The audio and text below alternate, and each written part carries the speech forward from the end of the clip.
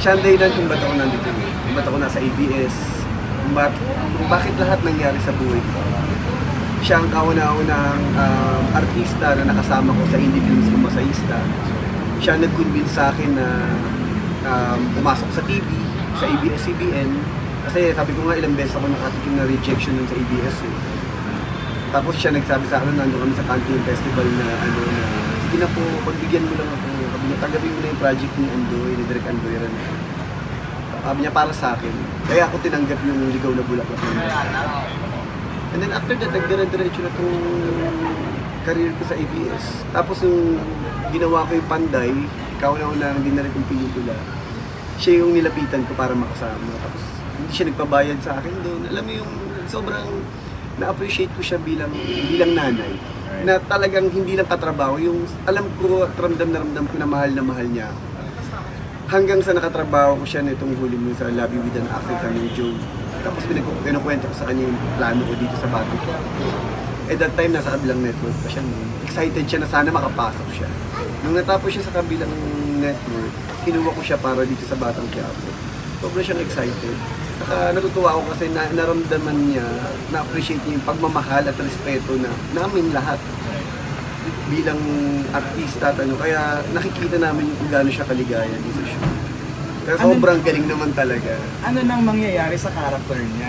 Kasi yun ang pinag-uusapan ngayon na parang mabubuhay pa ba daw yata? Nabuhay siya eh. Nabuhay siya yung character niya. Pero hindi pa namin alam kung ano talaga yung gagawin namin. O kung paano namin pangmaliin yung kwento. Sabi ko nga, katulad ng last interview natin, alam mo sa paggawa ng soap opera, ang dami nangyayari, mga unexpected na mga ano. Pero sabi ko nga, magagawa natin ng paraan yun. Ngayon lang talaga pinaproseso pa namin kung nangyari. Pero flashback nga sa akin ko ngayon, parang grabe rin pala pinagsamahan. Sobra. Nag-i-start ko rin mo first film ko hanggang ngayon, 2004.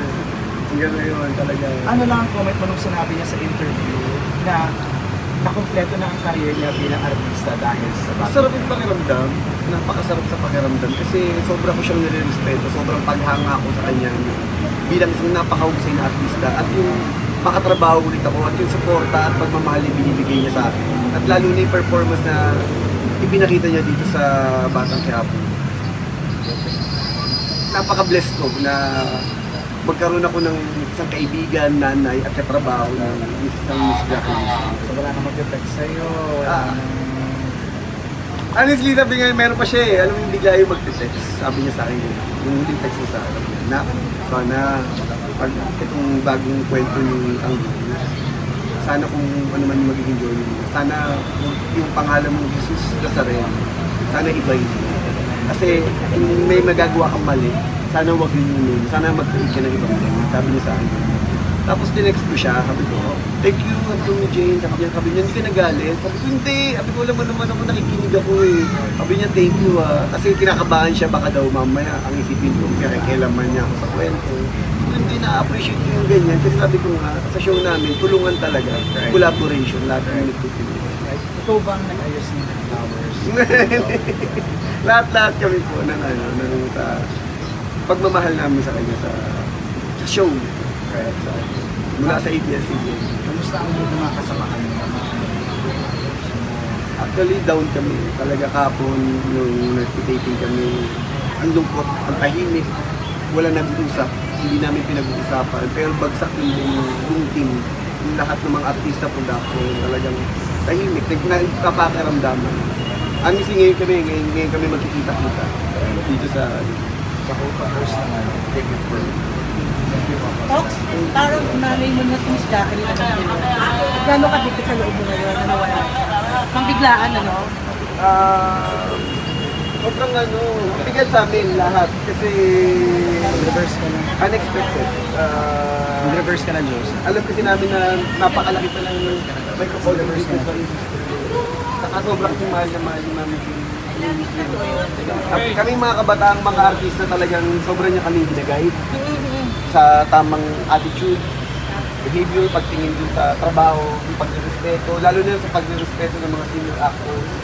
Yung, lalo na siya, yung paggalang niya. Ako, sabi ko, yung bilang baguang direktor na nagde-direct, grabe siya rumispeto.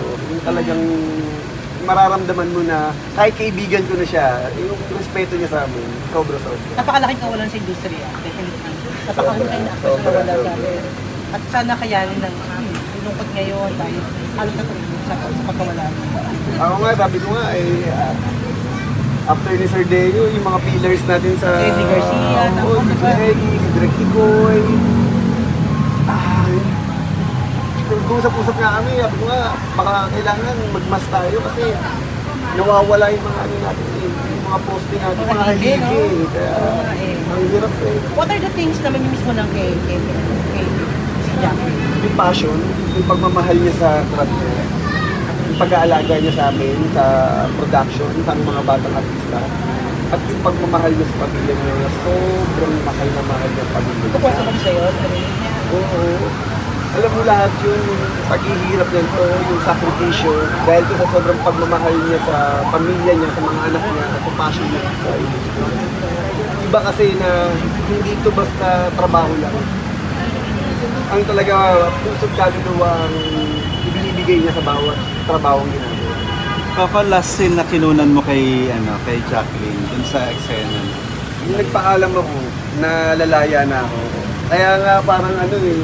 Parang real na nagpaalam ka. Saka yung memories na, yun nga, after that, nag-usap kami dun sa labas ng tent niya, kinuwento ko sa kanya yung tatakbuhin ng character niya. And then after that, pack up na ako. Nung nagpaalam, hindi ko makalimutan yung memories na nagpaalam ako sa kanya. Mami Jane, bye-bye, I love you. Kasi I love you na. Yun na pala. Box, which is very untimely, no? Wala ka ba nakita sa kanya na parang sa'yo, minsan baka gusto mo kayo na, o Wala. Pero nakita ko sa kanya yung lungkot. Lungkot. Talagang, kahit nung nakita nung nakaraan, nag-preview ako, tinitignan ko yung mga eksena niya. Iba yung bigay niya. May sadness eh. Merong, ano eh, na parang hindi ko alam kung alam niyang, Nararamdaman.